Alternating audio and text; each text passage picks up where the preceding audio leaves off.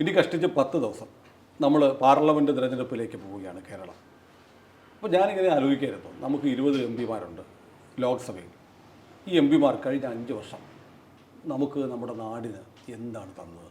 ചിലയിടത്തൊക്കെ ചില ഈ കക്കൂസ് പോലെയുള്ള വെയിറ്റിംഗ് ഷെഡുകൾ കാണാറുണ്ട്, എം പിയുടെ പേരെഴുതി. ചിലയിടത്ത് ചില ഹൈമാസ് ലൈറ്റുകൾ കാണാറുണ്ട്. ഇതൊന്നും അല്ലാതെ എം പിമാർ 20 എം പിമാർ കേരളത്തിന് എന്താണ് തന്നത്? സാർ എങ്ങനെയാണ് അതിനെ നോക്കിക്കാണുന്നത്? കാരണം സാറ് കേരളം മുഴുവൻ സഞ്ചരിക്കുന്ന ആളാണ്, കേരളത്തിലെ ഒരു മുതിർന്ന മാധ്യമ പ്രവർത്തകനാണ്. സുനിൽ വളരെ അർത്ഥവത്തായ ഒരു ചോദ്യമാണ് ചോദിച്ചത്. ഇത് നേരത്തെ തന്നെ നമ്മൾ പൊതുചർച്ചയ്ക്ക് വയ്ക്കേണ്ട ഒരു വിഷയമായിരുന്നു. പക്ഷേ മാധ്യമങ്ങളെല്ലാം ഓരോരോ വിവാദത്തിൻ്റെ പിന്നാലെ പോകുമ്പോൾ സിനിമാ പ്രദർശനത്തിനെക്കുറിച്ചും അതുപോലെയുള്ള ഹോട്ട് സബ്ജക്റ്റ് എന്നവർ കരുതുന്ന കുറേ സെൻസേഷണൽ സബ്ജക്ട്സാണ് ചർച്ച ചെയ്യുന്നത്. ഒരു ക്രിയേറ്റീവ് ഡിസ്കഷൻ ഈ തരത്തിൽ ഒരു തിരഞ്ഞെടുപ്പ് കാലത്ത് പലപ്പോഴും നടക്കാറില്ല, വിവാദങ്ങളുടെ പിന്നാലെ പോവുകയാണ്. പക്ഷേ നമ്മൾ കാര്യമായി ആലോചിക്കേണ്ടത് 5 വർഷം ഇന്ത്യയുടെ പരമോന്നത നിയമനിർമ്മാണ സഭയിലേക്ക് തിരഞ്ഞെടുക്കപ്പെട്ട അംഗങ്ങൾ നമുക്ക് വേണ്ടി എങ്ങനെ പ്രവർത്തിച്ചു, നമ്മുടെ ജീവിതം ഇന്നത്തേതിൽ നിന്ന് മെച്ചപ്പെടുത്തുവാൻ വേണ്ടി അവർ എന്ത് തരത്തിലുള്ള നിയമനിർമ്മാണ ഇടപെടലാണ് നടത്തിയത്, ഈ നാടിൻ്റെ ക്ഷേമപ്രവർത്തനങ്ങൾക്ക് വേണ്ടി അവരെന്ത് ചെയ്തു. ഒരു എം പിക്ക് വർഷത്തിൽ 5 കോടി രൂപയാണ് വികസന ഫണ്ടായിട്ട് കേന്ദ്ര സർക്കാർ കൊടുക്കുന്നത്. ഈ തവണ ഒരു ദൗർഭാഗ്യം ഉണ്ടായത്, ഇവർ ഒക്കെ പാർലമെൻറ്റ് എത്തിയതിൻ്റെ പിന്നാലെ കോവിഡ് മഹാമാരി വന്നു. അത് കോവിഡ് പ്രമാണിച്ച് ഈ ഫണ്ട് കുറവ് ചെയ്തു. അപ്പോൾ 25 കോടി 5 വർഷം കിട്ടേണ്ടവർക്ക് 17 കോടിയെ കിട്ടി. 17 കോടിയാണ്. ഈ 17 കോടി ഇവരെങ്ങനെ വിനിയോഗിച്ചു? ഇപ്പോൾ തിരുവനന്തപുരം മുതൽ കാസർഗോഡ് വരെയുള്ള എം പി, ശശി തരൂർ മുതൽ ഉണ്ണിത്താൻ, രാജ്മോഹൻ ഉണ്ണിത്താൻ വരെയുള്ള എം പിമാർ ഈ 17 കോടി അതാത് പ്രദേശങ്ങളിൽ എങ്ങനെ വിനിയോഗിച്ചു? മിനിമം ആ കാര്യമെങ്കിലും നമ്മൾ പരിശോധിക്കാൻ ബാധ്യസ്ഥരാണ് മാധ്യമ പ്രവർത്തകരെന്ന നിലയിൽ. അതുകൂടാതെ ഈ ഫണ്ട് വിനിയോഗം മാത്രമല്ലല്ലോ ഒരു എം പിയുടെ ജോലി. അല്ല സാർ, ഈ ഘട്ടത്തിൽ ഞാനൊന്ന് ഇടപെടുകയാണ്. കാരണം നമ്മുടെ സഹോദര ചാനലായ ABC മലയാളം, ABC മലയാളത്തിൽ നമ്മൾ എം പി ഫണ്ടിൻ്റെ വിനിയോഗം സംബന്ധിച്ച് വളരെ വിശദമായ ഒരു ടോക്ക് നടത്തിയിട്ടുണ്ട്. TG മോഹൻദാസുമായി ചെയ്തിരുന്നു. അതിനകത്ത് നമ്മൾ 20 മണ്ഡലങ്ങളിലെ എം പിമാരും അവരുടെ എം പി ഫണ്ട് ഈ പറഞ്ഞതുപോലെ ആവറേജ് 17 കോടി രൂപയാണ്. 17 കോടിയിൽ എത്ര വിനിയോഗിച്ചിട്ടുണ്ട്, എത്ര ഇനി വിനിയോഗിക്കാനുണ്ട്, എത്ര വിനിയോഗിച്ചതിൻ്റെ കണക്ക് കേന്ദ്രത്തിന് കൊടുത്തിട്ടുണ്ടെന്ന് പരിശോധിച്ചു. സർക്കാരിൻ്റെ രേഖ, പാർലമെൻറ്റിൻ്റെ രേഖ തന്നെ എടുത്ത് നമ്മൾ ചർച്ച ചെയ്തു. നിർഭാഗ്യം എന്ന് പറയട്ടെ, മഹാഭൂരിപക്ഷം എം പിമാരും ഏതാണ്ട് 7 കോടി രൂപയാണ് ചെലവഴിച്ചത്. 10 കോടി തൊട്ടിട്ടില്ല. 17 കോടി കോവിഡിൻ്റെ കുറച്ചാൽ ഉള്ള 17 കോടിയിൽ 7 കോടി രൂപ മാത്രമാണ് നമ്മൾ ജനങ്ങൾക്ക് വേണ്ടി അവർ വിനിയോഗിച്ചത്. ഈ ചെലവഴിച്ച 7 കോടിയുടെ കണക്ക് കേന്ദ്രത്തിന് കൊടുത്തിട്ടില്ല. കൊടുത്തിട്ടില്ല. അതുകൊണ്ടാണ് ബാക്കി ഫണ്ട് കിട്ടാത്തത്. അപ്പോൾ കഴിഞ്ഞ നമ്മുടെ 20 എം പിമാർക്കും ഈ കാര്യത്തിൽ വലിയ വീഴ്ചയുണ്ട്. 2 പേരെ മാറ്റി നിർത്തി പറയണം. ഒന്ന് കുഞ്ഞാലിക്കുട്ടി ഈ പറഞ്ഞ ടൈം മുഴുവൻ ഇല്ലായിരുന്നു, അദ്ദേഹം തിരിച്ചു വന്നു. അദ്ദേഹത്തിൻ്റെ പീരീഡിലെ മുഴുവൻ തുകയും വിനിയോഗിച്ചിട്ടുണ്ട്. മറ്റൊന്ന് കൊല്ലത്തെ പ്രേമചന്ദ്രനാണ്. പ്രേമചന്ദ്രൻ എല്ലാവരും 7 കോടി വിനിയോഗിച്ചപ്പോൾ അദ്ദേഹം 9.5 കോടി വിനിയോഗിച്ചു. ശരി. അപ്പോൾ തമ്മിൽ ഭേദം പ്രേമചന്ദ്രനും കുഞ്ഞാലിക്കുട്ടിയുമാണ്. ബാക്കിയുള്ള LDFൻ്റെ ആവട്ടെ UDFൻ്റെ ആവട്ടെ എം പിമാർ എം പി ഫണ്ടിൽ 7 കോടി മാത്രം ചെലവഴിച്ച്, ആവർത്തിച്ച് പറയുകയാണ്, 7 കോടി മാത്രം ചെലവഴിച്ച് 10 കോടി പാഴാക്കി. ചിലവാക്കിയ 7 കോടിയുടെ കണക്ക് കൊടുക്കാത്തതുകൊണ്ടാണ് ഈ 10 കോടിയും പാഴായി പോയത്. ഇത് നമ്മൾ നമ്മുടെ ചാനലിൽ ABC ചാനലിൽ കാണിച്ചപ്പോൾ ഏതാണ്ട് 6-7 ലക്ഷം ആളുകൾ കണ്ടു. വലിയ തോതിൽ ജനങ്ങളുടെ പ്രതികരണം ഉണ്ടായി. പക്ഷേ ഒരൊറ്റ രാഷ്ട്രീയ പാർട്ടി, ഒറ്റ നേതാക്കൾ, എം പിമാർ പോലും പ്രതികരിച്ചില്ല. ഒരു മാധ്യമവും വാർത്തയാക്കിയില്ല. നമ്മുടെ മാധ്യമങ്ങളിലൊക്കെ വലിയ ചർച്ച, ഗണപതി വട്ടം വേണോ, സുൽത്താൻ ബത്തേരി വേണോ, അനിൽ ആൻ്റണിയാണോ, AK ആൻ്റണിയാണോ, ഇത്തരം വളരെ അപ്സൈഡായിട്ടുള്ള വിഷയങ്ങൾ ചർച്ച ചെയ്യുമ്പോൾ ജനങ്ങളെ വോട്ട് ചെയ്യിപ്പിക്കാൻ പോകുന്ന, ജനങ്ങളെ ചിന്തിപ്പിക്കുന്ന തരത്തിൽ ഇവരുടെ പെർഫോമൻസ് ഇവാലുവേഷൻ ഒരു മാധ്യമവും ചെയ്തില്ല. ഇന്നലെ രസകരമായ ഒരു ചർച്ച ഞാൻ ഒരു ചാനലിൽ കണ്ടു, മീഡിയ വണ്ണിലാണ്. മീഡിയ വണ്ണിൽ നമ്മുടെ സ്വരാജിൻ്റെ കേസ് തോറ്റുപോയല്ലോ, M സ്വരാജിൻ്റെ. അപ്പോൾ തോറ്റുപോയതിനെ കുറിച്ചല്ല, സ്വരാജ് എങ്ങാനും ജയിച്ചിരുന്നെങ്കിൽ എന്താകുമായിരുന്നു, അങ്ങനെ ഒരു ചർച്ച. അപ്പോൾ നമ്മുടെ നിയമസഭയിലൊക്കെ അതെ ജയിച്ചിരുന്നെങ്കിൽ എന്താകുമായിരുന്നു, കേസ് ജയിച്ചിരുന്നെങ്കിൽ. ഇങ്ങനെയൊക്കെയാണ് നമ്മുടെ മാധ്യമങ്ങൾ ചെയ്യുന്നത്. അതും ആളുകൾ അറിയണം, പ്രേക്ഷകർ അറിയണം. സത്യത്തിൽ ഇത് ഇത്തിരി മെനക്കെട്ടാൽ കിട്ടുന്ന കാര്യങ്ങളേ ഉള്ളൂ. അതെ. ഇതിലൊന്നും ശ്രദ്ധിക്കാൻ മാധ്യമപ്രവർത്തകർക്ക് താല്പര്യമില്ലാത്തതുകൊണ്ടോ അവർ ആ വഴിക്ക് ചിന്തിക്കാത്തത് കൊണ്ടോ ആയിരിക്കും. അല്ല, മനഃപൂർവ്വമാണ് സാർ. ഇപ്പം ഇനി അവർ ശ്രദ്ധയ്ക്ക് ആർക്കും തോന്നാതിരിക്കില്ലല്ലോ, നമ്മളൊക്കെ മാധ്യമപ്രവർത്തകർ. പക്ഷേ ജനങ്ങൾക്ക് ആവശ്യമുണ്ട്. ജനങ്ങൾക്ക് ആവശ്യം. ജനങ്ങളിത് ചോദിക്കണം. 5 വർഷം മുമ്പ് രാജ്മോഹൻ ഉണ്ണിത്താൻ താങ്കളെ ഞങ്ങൾ തിരഞ്ഞെടുത്ത് ഡൽഹിയിലേക്ക് വിട്ടിട്ട് താങ്കൾ ഞങ്ങൾക്ക് എന്തൊക്കെ ചെയ്തു എന്നിപ്പോൾ പറയണം. അദ്ദേഹത്തിന് 17 കോടി ഉണ്ടായിരുന്നു. 7 കോടി അദ്ദേഹം വാങ്ങിച്ചു. അതിൻ്റെ കണക്ക് കൊടുക്കാത്തതുകൊണ്ട് ബാക്കി 10 കോടിയും കിട്ടിയിട്ടില്ല. അപ്പോൾ അവിടെ എന്താണ് സംഭവിച്ചത്? അദ്ദേഹത്തിൻ്റെ പിന്നെ ഓഫീസ് വർക്ക് ഭംഗിയായിട്ട് നടക്കുന്നില്ലേ? ഇത് ശശി തരൂരും പറയണം. പ്രേമേന്ദ്രൻ ബാക്കി തുകയുടെ കാര്യം വിശദീകരിക്കണം. ആലപ്പുഴയിലെ MP ഒരേ ഒരു ഇടതുപക്ഷ MP അതാണ്. CPM-ൻ്റെ ഒരേ ഒരു MP. ആ MP-യുടെ പ്രസംഗങ്ങളൊക്കെ നമ്മൾ പാർലമെൻറ്റിലെ പ്രസംഗമൊക്കെ വളരെ ദയനീയമായി നമ്മൾ കേട്ടിരുന്നതാണ്. അത് പറയാൻ തന്നെ കൊള്ളില്ല. അപ്പോൾ ആ കക്ഷി എന്ത് ചെയ്തു? കരുനാഗപ്പള്ളി മുതൽ അരൂര് വരെയുള്ള തീരപ്രദേശത്തിൻ്റെ പ്രതിനിധിയാണ് അദ്ദേഹം. വീണ്ടും അവിടെ തെരഞ്ഞെടുപ്പിന് നിൽക്കുമ്പോൾ എന്താണ് ജനങ്ങളോട്, നിങ്ങൾ എന്നെ ഒരു തവണ അയച്ചല്ലോ, ഞാൻ നിങ്ങൾക്ക് വേണ്ടി ഇത്ര കാര്യങ്ങൾ ചെയ്തു, പക്ഷേ ഇനിയും ചെയ്യാനുണ്ട്. പ്രേമചന്ദ്രനോട് നമുക്ക് ഇത്തിരി ക്ഷമിക്കാം. കാരണം പ്രേമേന്ദ്രനും കൂടി 10ഉം 7ഉം ആയിരുന്നെങ്കിൽ ഇവർ പറഞ്ഞേനെ ഇതെല്ലാവർക്കും ഇങ്ങനെ പറ്റിയതാണ്, ക്ലറിക്കൽ മിസ്റ്റേക്കാണ്. പ്രേമേന്ദ്രൻ മാത്രം 9.5 കോടി ചെലവഴിച്ചിട്ടുണ്ട്. മൊത്തത്തിൽ ഈ MP-മാരുടെ 20 പേരുടെയും പെർഫോമൻസ് നോക്കുമ്പോൾ ഒരു 2-3 പേരാണ് അല്പം ഭേദം എന്ന് പറയാവുന്നത്. തീർച്ചയായും കുഞ്ഞാലിക്കുട്ടി ഹാജറിൻ്റെ കാര്യത്തിൽ പോലും അല്ല, കിട്ടിയ ഫണ്ട് കൃത്യമായി വിനിയോഗിച്ചത്, തൻ്റെ ചുരുങ്ങിയ കാലയളവിൽ വിനിയോഗിച്ച കുഞ്ഞാലിക്കുട്ടിയെ അഭിനന്ദിക്കണം. മറ്റുള്ള 19 വാഴകളെ പോലെ 7 കോടിയിൽ ഒതുക്കാതെ 9.5 കോടി വാങ്ങിച്ചെടുത്ത് ചെലവഴിച്ച പ്രേമേന്ദ്രനെയും അഭിനന്ദിക്കണം. അത് അല്ല, ഈ 17 കോടിയും വേണമെങ്കിൽ IB ഈഡനും വാങ്ങാമായിരുന്നു. എല്ലാവർക്കും, ഡീൻ കുര്യാക്കോസിനും എല്ലാവർക്കും ഉപയോഗിക്കാമായിരുന്നല്ലോ. അപ്പോൾ എന്താ സംഭവിച്ചത്? ഈ 15 സെക്ഷനുകളായിരുന്നു ഈ 17ാം സഭയിൽ ഉണ്ടായിരുന്നത്. അതിൽ മൊത്തം സഭ സമ്മേളിച്ചത് 274 ദിവസമാണ്. ഈ 274 ദിവസത്തിൽ കേരളത്തിലെ MP-മാരുടെ ഹാജർ നില മെച്ചമാണ്. അത് ദേശീയ ശരാശരിയേക്കാൾ കൂടുതലാണ്. ദേശീയ ശരാശരി 79%. ഇവർ 83% ഹാജരുണ്ട്. അതിലൊരു രസകരമായ പോയിൻ്റുണ്ട്. എന്തെന്ന് വെച്ചാൽ തെക്കേ അറ്റത്തെ MP-യാണ്. ഇവർ ഹാജരായാൽ ഇവരുടെ TA എത്ര? കന്യാകുമാരിയിലെ MP-ക്കാണ് ഇന്ത്യയിൽ ഏറ്റവും കൂടുതൽ ട്രാവലിംഗ് അലവൻസ് കിട്ടുന്നത്. കാരണം ഡൽഹിയിൽ നിന്ന് കന്യാകുമാരി വരെയുള്ള ദൂരം കിലോമീറ്ററിന്. അപ്പോൾ കൂടും. അത് പറ, അവരുടെ കോൺസ്റ്റിറ്റ്യുവൻസി, അതുകൊണ്ട് ഇവർ ഹാജരാകാതിരിക്കില്ല.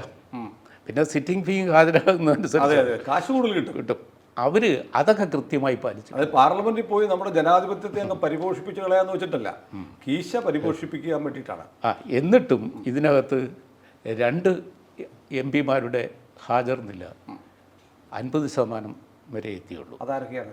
അത് K. സുധാകരനും പിന്നെ മഹാനായ രാഹുൽ ഗാന്ധി. രാഹുൽ ഗാന്ധി 51% ഹാജരേ ഉള്ളൂ. സുധാകരന് ചില അസുഖത്തിൻ്റെ പ്രശ്നമൊക്കെ, ആരോഗ്യ പ്രശ്നം, ട്രീറ്റ്മെൻറ്റും ഒക്കെ ഉണ്ടായിരുന്നു. അപ്പോൾ സുധാകരന് 50% ഹാജരേ ഉള്ളൂ. അപ്പോൾ 274 ദിവസത്തിൽ പകുതി ദിവസങ്ങളിലെ സുധാകരൻ സഭയിലുണ്ടായിരുന്നു. ഈ പകുതി ദിവസത്തിൽ എത്ര ദിവസം പുള്ളി എത്ര ചോദ്യം ചോദിച്ചു, എത്ര സമയം പ്രസംഗിച്ചു എന്നൊന്നും നമുക്ക് വ്യക്തമല്ല. നമ്മൾ കൂടെ കേരളത്തിലെ MP-മാരുടെ ഇടയിൽ നിന്ന് ഒരാൾ സംസാരിക്കുന്നത് കണ്ടിട്ടുള്ളത് ശശി തരൂരാണ്. എപ്പോഴും ഇടപെടുകയും എപ്പോഴും ശബ്ദ വാചോടാപത്തോടെ സംസാരിക്കുകയും ചെയ്തത്. പക്ഷേ മറ്റുള്ളവരൊക്കെ സംസാരിച്ചപ്പോഴൊക്കെ അബദ്ധങ്ങളൊക്കെയാണ് വിളിച്ചു പറഞ്ഞത്. സാർ, ഒരു സംശയം, ഞാനിപ്പോൾ ഒരു കുസൃതി ആലോചിക്കുകയാണ്. ഈ രാഹുൽ ഗാന്ധി ഏതാണ്ട് പകുതി ഉണ്ടായിരുന്നുള്ളൂ. ഈ പകുതി ദിവസം അദ്ദേഹം ഇന്ത്യയിലുണ്ടായിരുന്നോ? അതും പ്രശ്നമാണ്. നമ്മൾ ആലോചിക്കണം. അദ്ദേഹം പിന്നെ പ്രധാനമന്ത്രിയേക്കാൾ കൂടുതൽ വിദേശ സഞ്ചാരം നടത്തിയ ആളാണ്. അപ്പം 51% രാഹുലിൻ്റെ. ഇപ്പോൾ ഈ വയനാടിന് വേണ്ടി പിന്നെ അദ്ദേഹം എന്തൊക്കെ പറഞ്ഞു, എന്ത് ചെയ്തു എന്നുള്ളത് വേറൊരു തരത്തിൽ പരിശോധിക്കേണ്ടതാണ്. അത് SFIക്കാരൊരു മറുപടി കൊടുത്തായിരുന്നു. ഓഫീസിൽ കയറിയിട്ട് കസേരയിലൊരു സാധനം കൊണ്ട് ഫിറ്റ് ചെയ്തായിരുന്നല്ലോ. വാഴ. അപ്പോൾ ഇതിനകത്ത് വേറെ രസം, ഏറ്റവും കൂടുതൽ ചോദ്യം ചോദിച്ച MP അടൂർ പ്രകാശാണ്. ആൻ്റണിയാണ് രണ്ടാമത്. മൂന്നാമത് പിന്നെ മോദിയുടെ അമിത്ഷായുടെ മുഖത്ത് വിരൽ ചൂണ്ടി സംസാരിച്ച ഒരാളുണ്ടായിരുന്നു. ഉണ്ട് തൃശ്ശൂരിൽ നിന്നല്ലേ. അദ്ദേഹം എഴുതി വായിക്കുമ്പോൾ പേജുകൾ മാറിപ്പോയി. വേറൊരാൾ എഴുതി വായിച്ചപ്പോൾ കോൺസ്റ്റിറ്റ്യൂഷൻ എന്ന വാക്ക് കോൺസ്റ്റിപ്പേഷനായി. പുള്ളി രാവിലെ അനുഭവിച്ചത് ഓർമ്മ വന്നതാണ്. അപ്പോൾ കേരളത്തിലെ എം പിമാരുടെ പൊതുനിലവാരത്തെക്കുറിച്ച് അതെ അതെ എന്തായിരിക്കും പുറത്തുള്ളവർ കരുതുക? എന്നിട്ട് നമ്മൾ ഈ കക്ഷികളൊക്കെ തന്നെ വീണ്ടും തെരഞ്ഞെടുപ്പിന് ഒരു ലജ്ജയുമില്ലാതെ ജനങ്ങളെ സമീപിക്കുകയാണ്. അതെ അതെ എന്നിട്ട് നമ്മൾ പറയും ഇവരുടെ പെർഫോമൻസിലോ ഇന്ത്യ മുഴുവൻ കണ്ടുകൊണ്ടിരിക്കുമ്പോൾ നമ്മൾ പറയും നമ്പർ 1 വിദ്യാഭ്യാസത്തിൽ. അതെ അതെ നമ്മൾ മാതൃകാ സംസ്ഥാനം. ഈ മാതൃകാ സംസ്ഥാനത്തെ മാതൃകാ ജനപ്രതിനിധികൾ എന്ത് മാതൃകാപരമായ പ്രവർത്തനമാണ് കാഴ്ചവെച്ചത് എന്ന് പരിശോധിക്കാൻ ഇനി നമുക്ക് 10 ദിവസവും ജനങ്ങൾക്കുണ്ട്. അതെ അതെ ഇങ്ങനെ ഇവരുടെ പെരുമാറ്റവും പ്രവർത്തനവും വിലയിരുത്തി വോട്ട് ചെയ്യുകയാണെങ്കിൽ ഇവരിൽ എത്ര പേര് വീണ്ടും തിരഞ്ഞെടുക്കപ്പെടും? അല്ല സാർ അത് വീണ്ടും ഇതിൽ എത്ര പേര് വീണ്ടും തിരഞ്ഞെടുക്കപ്പെടണം? അല്ല അതും ജനങ്ങൾ ചിന്തിക്കണം. നമ്മൾ ജനങ്ങൾക്ക് ഇതൊന്നും പ്രശ്നമല്ലോ. ഇത് കേൾക്കുന്ന ഓരോ പ്രേക്ഷകൻ്റെയും മണ്ഡലത്തിൽ നമ്മുടെ ജീവിത സൗകര്യങ്ങൾ മെച്ചപ്പെടുത്താൻ വേണ്ടിയിട്ട് ആണ് 17 കോടി എം പിമാർക്ക് ഫണ്ടുണ്ടായിരുന്നത്. അതിൽ 7 കോടി മാത്രം ചെലവഴിച്ച് 10 കോടി ലാപ്സാക്കിയ പാഴാക്കി കളഞ്ഞ ആളുകൾ വീണ്ടും വോട്ട് തേടി വരിക. നിങ്ങളുടെ നാട്ടിൽ ഒരു കുടിവെള്ള പദ്ധതി, ഒരു റോഡ്, ഒരു വിദ്യാലയത്തിൻ്റെ നവീകരണം, ഇങ്ങനെ എന്തെല്ലാം കാര്യങ്ങൾക്ക് വേണ്ടി വിനിയോഗിക്കാമായിരുന്ന പണമായിരുന്നു ഇവർ നഷ്ടപ്പെടുത്തിയതെന്ന് വോട്ട് ചെയ്യും മുമ്പ് ഓരോ മനുഷ്യനും ആലോചിക്കേണ്ടതല്ലേ. കേരളത്തിൽ ഈ കാലത്തിനിടയിൽ 2 വന്ദേ ഭാരത് ട്രെയിനാണ് കിട്ടിയത്. ഈ ട്രെയിനിൻ്റെ സ്റ്റോപ്പേജിനെ സംബന്ധിച്ച് എം പിമാർ തർക്കിക്കുകയായിരുന്നു. ഇതാണ് നമ്മൾ കണ്ടത്. അല്ലാതെ നമുക്ക് പ്രത്യക്ഷമായി എന്ത് പദ്ധതിയാണ് വന്നത്? ഒരു എയിംസ് അനുവദിച്ചെടുക്കാൻ ശശി തരൂർ മുതൽ പാലക്കാട് MP വരെയുള്ളവർ ശ്രമിച്ചിട്ട് നടന്നില്ല, കിട്ടിയതുമില്ല. പക്ഷേ എം പിമാരെല്ലാം കേന്ദ്രം Nitin Gadkari the highway man of India അദ്ദേഹം പണിതുകൊണ്ടിരിക്കുന്ന ഹൈവേയുടെ അരികുണ്ടിൽ എൻ്റെ കാലത്ത് ഹൈവേ സാക്ഷാത്കരിച്ചു എന്ന് ബോർഡ് വെക്കുന്നത്. അതിൻ്റെ വേറെ രസം, മൻമോഹൻ സിംഗ് പ്രൈം മിനിസ്റ്റർ ആയിരുന്നപ്പോൾ ഈ ഹൈവേ വികസനത്തെ കേരളത്തിലെ ഇടതു വലതു പക്ഷം ഐകകണ്ഠേന പ്രമേയം പാസ്സാക്കി അയച്ചിരുന്നു. അത് എല്ലാ സംസ്ഥാനങ്ങളും ഹൈവേക്ക് വീതി കൂട്ടണമെന്ന് പറഞ്ഞു. കേരളം മാത്രം വീതി കൂട്ടരുത്, 48 മീറ്റർ വീതി ഞങ്ങൾക്ക് വേണ്ട, 35 മതിയെന്ന് പറഞ്ഞാൽ പറഞ്ഞില്ലേ നമ്മുടെയൊക്കെ ശവത്തിൽ ചവിട്ടിയിട്ട് ഈ വീതി കൂട്ടാവും. പിന്നെ ഹൈവേയും റെയിൽവേയും വികസിച്ചത് അത് കേരളം ഇങ്ങനെ തെക്കേറ്റത്ത് കിടക്കുന്നതുകൊണ്ട് ഈ നാഷണൽ ഹൈവേ ഇതിലേ കൂടെ പോകുന്നെങ്കിൽ അത് വികസിച്ചേ കന്യാകുമാരി എത്തുള്ളൂ. അതുകൊണ്ടാണ് അത് ഈ എം പിമാരുടെ മിടുക്കല്ല. സുജാതൻ സാറിനും എനിക്കും വേണമെങ്കിൽ ഹൈവേയുടെ സൈഡിൽ ബോർഡ് വെക്കാം, എൻ്റെ കാലത്ത് സാക്ഷാത്കരിച്ച ദേശീയപാത. നമ്മുടെ കാലത്താണ് നമ്മൾ ജീവിച്ചിരിക്കുമ്പോൾ സാക്ഷാത്കരിക്കപ്പെട്ടതാണ്. അത് ആരിഫിനും ആന്റണിക്കും മാത്രമല്ലല്ലോ, സമകാലികരല്ലേ. അതെ. പക്ഷേ ആ തരത്തിൽ നോക്കുമ്പോൾ നമ്മൾ പക്ഷേ ഇത് ദോഷം പറയരുത്. ചർച്ചയിൽ പങ്കെടുത്ത എം പിമാരുടെ പെർഫോമൻസ് വൈസ് നോക്കിയാൽ കേരളത്തിൽ ഏറ്റവും കൂടുതൽ ചർച്ചയിൽ ഇടപെട്ട് സംസാരിച്ചത് NK പ്രേമചന്ദ്രനാണ്. അത് കഴിഞ്ഞ് E.T. മുഹമ്മദ് ബഷീർ, മൂന്നാമതേ വരുന്നുള്ളൂ ശശി തരൂർ. നമ്മൾ മുമ്പേ ശശി തരൂരിൻ്റെ പേര് പറഞ്ഞ് ആവേശപൂർവ്വം പറഞ്ഞെങ്കിലും കേരളത്തിലെ എം പിമാരിൽ ചർച്ചകളിൽ പങ്കെടുത്തതിൽ 3ാം സ്ഥാനമാണ്. അല്ല എന്തൊക്കെ പറഞ്ഞാലും സാർ, നമ്മുടെ ഈ കൊച്ചു വർത്തമാനത്തിനിടയ്ക്ക് പ്രേമചന്ദ്രൻ എന്ന പാർലമെന്ററിയനെ നമുക്ക് കാണാതിരുന്നുകൂടാ. നേരത്തെ എല്ലാവരും 7 കോടി വലിയൊരു പാർട്ടി പോലും ഇല്ലാതെ അതാണ്.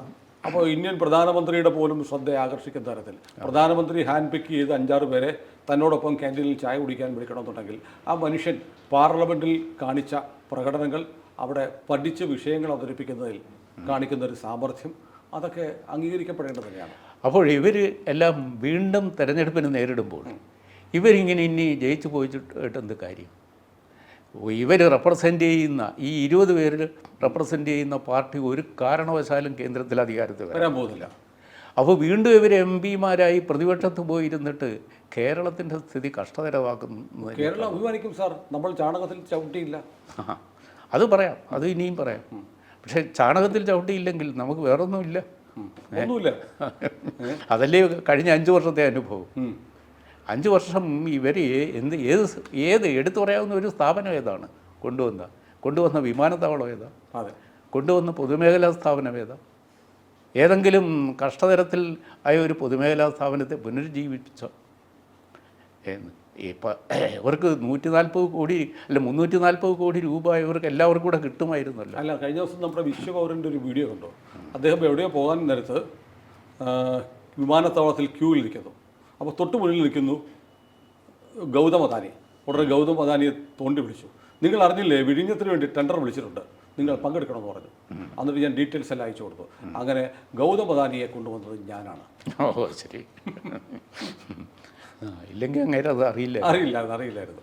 അങ്ങനെ അപ്പോൾ തള്ളിൻ്റെ കാര്യത്തിൽ നമ്മുടെ എം പിമാരിൽ ഏറ്റവും മികച്ച എം പി ആരാണെന്ന് ചോദിച്ചാൽ ഞാൻ പേരൊന്നും പറയുന്നില്ല. അല്ല അതുകൂടെ പറഞ്ഞുകളായിരുന്നു. അല്ല ഇത് പറഞ്ഞല്ലോ, ഉദാഹരണം പറഞ്ഞല്ലോ. അപ്പോൾ ഇതാണ് സ്ഥിതി. അപ്പോൾ ഇവിടെ നിന്ന് ഇനി ഒരു UDF MP യോ ഒരു LDF MP യോ ഉണ്ടായിട്ട് കേന്ദ്രത്തിൽ ചെന്നിട്ട് കേരളത്തിന് വലിയ പ്രയോജനമൊന്നും ഉണ്ടാകും. ഒരു പ്രയോജനമില്ല. ഇത് വോട്ടർമാർ ഇപ്പോഴല്ലെങ്കിൽ ഇനി എന്ന് തിരിച്ചറിയും? നമ്മളാരും BJP-ക്കാരല്ല, BJP-ക്ക് വേണ്ടി അല്ല സംസാരിക്കുന്നത്, വസ്തുതയാണ്. കേരളത്തിന് വേണ്ടി സംസാരിക്കുകയാണ്, കേരളത്തിന് വേണ്ടി. അതെ. അപ്പോൾ വലിയ രാഷ്ട്രീയ പാർട്ടിയൊന്നുമില്ലാത്ത പ്രേമേന്ദ്രൻ നടത്തുന്ന പെർഫോമൻസിൻ്റെ 10-1 വരുന്നില്ല മറ്റുള്ള വൻ പാർട്ടികളുടെ തോക്കുകൾ. അപ്പോൾ ഇവരൊക്കെ ജനങ്ങളെ സമീപിച്ച് ഇനി ഞാൻ കോൺഗ്രസ്സാണ്, ഇനി ഞാൻ കമ്മ്യൂണിസ്റ്റാണ്, ഞാൻ മടയാണ് കോടയാണെന്നൊക്കെ പറഞ്ഞ് വോട്ട് ചോദിക്കുമ്പോൾ നീ എന്ത് ചെയ്തു മിസ്റ്റർ MP എന്ന് ജനങ്ങൾ തിരിച്ചു ചോദിച്ചാൽ മിനിമം ശരാശരി എങ്കിലും അവർ യോഗ്യരായിത്തീരണം. അതെ. അല്ല അത് മാത്രമല്ല, ജനങ്ങളുടെ നാവായിട്ട് പ്രവർത്തിക്കേണ്ടവരാണ് മാധ്യമങ്ങൾ. അവരും ചോദിക്കുന്നില്ല. നമുക്ക് മാധ്യമങ്ങളോടുള്ള ഹോപ്പ് നഷ്ടപ്പെട്ടിട്ട് എത്രയോ കാലമായി. അത് നമ്മൾ ആ അധ്യായം വിടുകയാണ്. ഏതായാലും നമ്മൾ ഈ ഒരു ചോദ്യം ജനങ്ങളുടെ ചിന്തയ്ക്ക് നമുക്ക് മുന്നോട്ട് വയ്ക്കാം. ജനങ്ങൾ ആലോചിക്കട്ടെ. പോളിംഗ് ബൂത്തിൽ ചെല്ലുന്നതിന് മുമ്പ് അവർ ഒരു വട്ടം കൂടി ആലോചിക്കട്ടെ. ശരി.